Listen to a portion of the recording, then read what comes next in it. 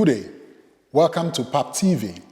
Today, we are privileged to have with us the head of the ECOSOCC, Mr. William Carew, to discuss matters of civil society organization and the Pan-African Parliament. Mr. Carew, you are welcome. Thank you very much. Okay, Mr. Carew, so can you give us a little bit background about your organization, ECOSOCC? What is ECOSOCC all about?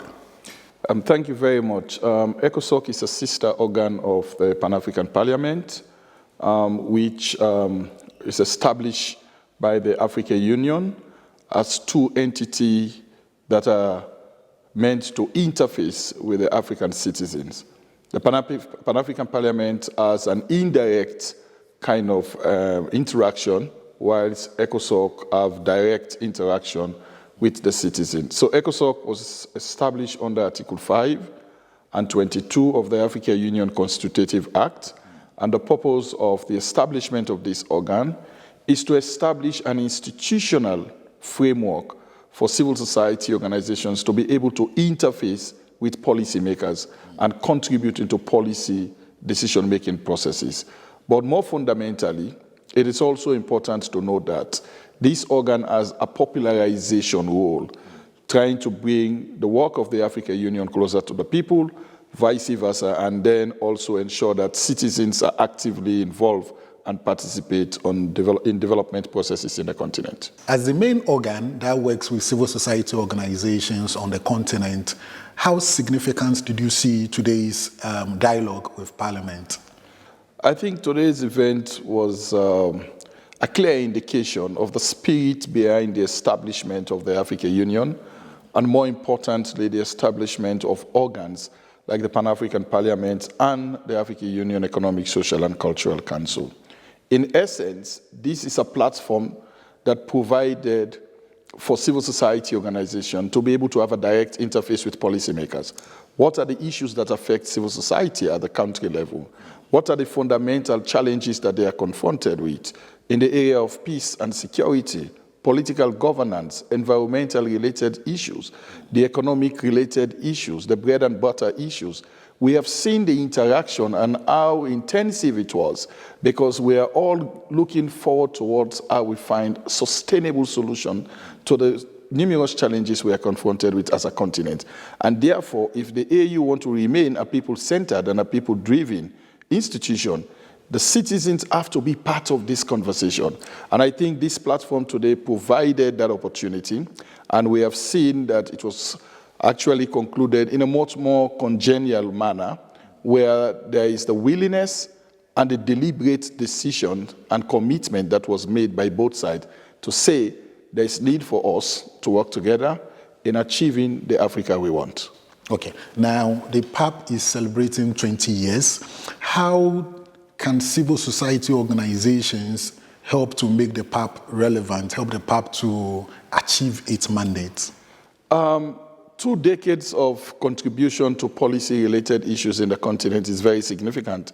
And I want to take the opportunity on behalf of the African Union Economic, Social and Cultural Council to congratulate the Pan-African Parliament for celebrating 2 decades of their contribution to African solidarity, but more specifically in the work that they are doing around policy ratification, convention treaties, and the likes. I think this is very significant. Their representation is in the best interest of the people.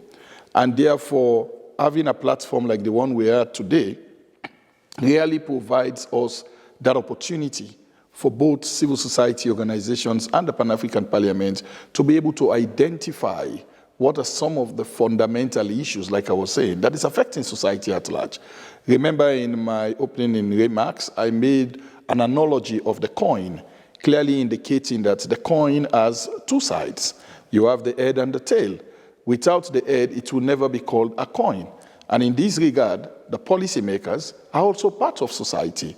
And therefore, there is deliberate effort that each and every one of them should make so that the two are able to work together. We need to work together. We need to build constructive working relationship. We need to forge a very strong partnership in the interest of moving this continent to the destination where we want things to be, in fulfillment of the continental blueprint, which is Agenda 2063. So I think citizens are very vital, and the Pan-African Parliament, parliamentarians, supposed to have serious, direct, open, frank conversation with the citizens that they represent, so that they take to the parliament the concerns and perspectives of citizens and work with citizens in finding solutions to those concerns. Okay, so finally, can you give us a glimpse of your Accra event? Yeah, so the African Union ECOSOCC is also commemorating 2 decades of their contribution within the civil society spheres of the African Union as an organ established under the African Union, the same way with the Pan-African Parliament. And therefore, we want to commemorate to showcase the unwavering support of civil society organizations over the last 2 decades. I keep looking back and I ask myself, looking at the trajectory and the journey we have come from, what have been the contribution of civil society? There were times when we talk about gender issues, we talk about youth development issues, we talk about governance-related issues, we talk about peace and security-related issues. These were conversations where citizens were not part of. These were conversations where you only have policymakers making decisions. Remember, these decisions that they make affect the citizens directly. Today, we have platforms and we see the role and the significant contributions of civil society organizations over the years. They have played significant part that has led to transformative agendas and policies that we do have today within the African Union. We are now talking about gender equality.